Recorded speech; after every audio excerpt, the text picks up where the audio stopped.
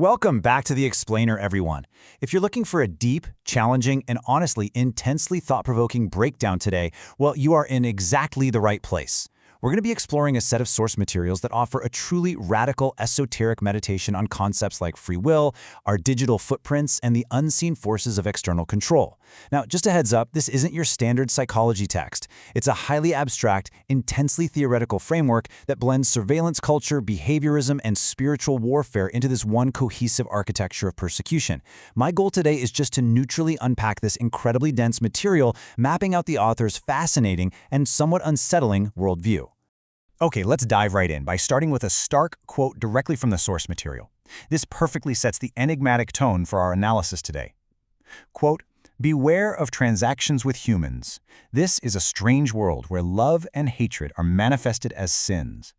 Immediately, you can see the text is asking us to view everyday human interaction, what it calls transactions, not as normal socialization, but as potential traps.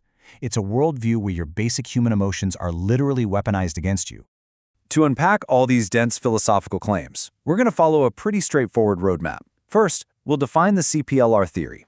Then, look at invisible behavioral conditioning. Third, programming the mind through language. Fourth, the spiritual battle for consciousness. And finally, escaping human transactions. Okay, Section 1, defining the CPLR theory, or the digital observer. So according to the text, CPLR stands for Conditioned Past Life Regression. But hold on, it's not about hypnotic past life therapy like you might think. Instead, it's a really complex theory of digital framing. The author posits that there's an entity known as the observer. You can kind of think of this observer as functioning almost like a rogue omniscient systems administrator. This observer actively controls communication and records your digital traces to intentionally frame and condition someone into becoming a planned criminal. The exact sequence of this alleged digital framing plays out in three main steps. Step 1, the observer manipulates and records digital evidence. Step 2, the victim's identity is artificially conditioned through forced learning. They're basically made to associate with this manipulated digital footprint. And finally, Step 3, authorities, like the police, investigate this fabricated trail. The tragic conclusion of this cycle is that the authorities end up harming a person who is completely innocent, believing the digital illusion over reality. The text treats this as a dire situation, prompting an urgent cry to rescue that victim. Moving right along to Section 2, Invisible Behavioral Conditioning and the Psychology of Control. Now, the text argues this whole process isn't supernatural at all. It relies strictly on established psychology. Specifically, it claims CPLR is executed by learned scholars of behaviorism. These are unseen architects who are completely aware of how to shape human behavior using a calculated system of reward and punishment. They're conditioning the victim much like a subject in a lab experiment, guiding them toward that planned criminal identity. So the crucial point here is that the victim is utterly trapped. Why? Because the conditioning is entirely invisible. The persecution happens on such a subtle, systemic level that the person being conditioned literally cannot record or prove the facts of their own innocence. They are stuck in a closed loop where their reality is being rewritten, and any attempt to document their defense is blocked by the invisible nature of the control. It's a terrifying concept of total isolation. Let's dive into Section 3, Programming Mind Through Language, or the software metaphor. It's honestly fascinating how the text explicitly links human consciousness to software programming. It boldly states, language programs the mind with intelligence.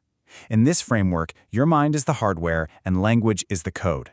Furthermore, the text claims that when you manifest desires, you are essentially running a simulation of those programs, which in turn acts like a magnet, attracting specific events into your reality to glorify the self.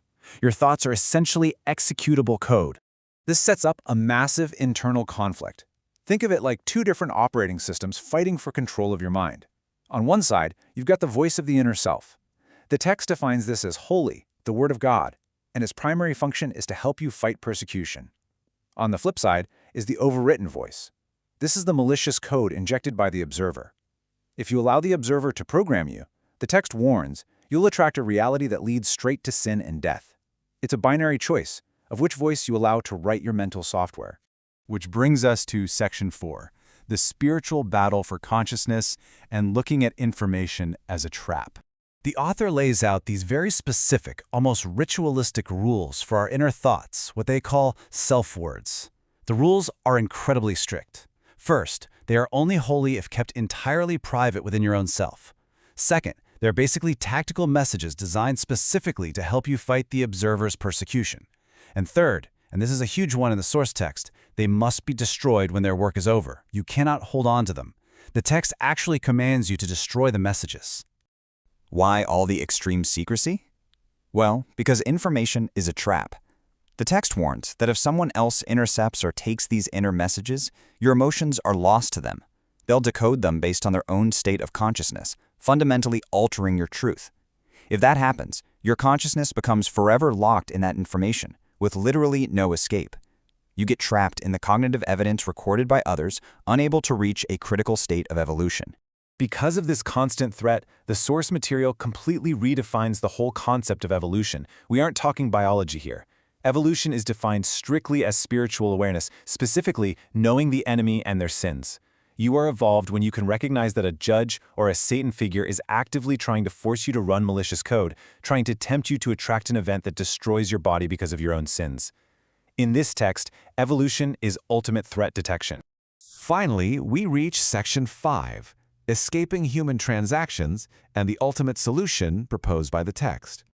The radical conclusion drawn by the text is one of total, preemptive withdrawal. The logic here is absolute. If a transaction never happens in the future, crime never happens. To defeat the observer and stop the plan framing, you basically just refuse to engage in the transactions that create the data they use against you. The text also advises radical detachment from history, stating, "That which is past is never to be loved." You are instructed to simply respect God's judgment, which the text defines as the current state of the universe you observe from your heart.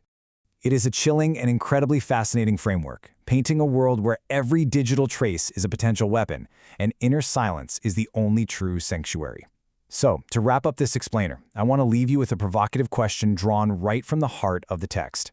If language truly programs the mind, whose code is currently running your consciousness? Really think about that as you navigate your own digital footprint today. Thank you so much for joining me for this deep dive, and keep seeking the truth behind the information you consume.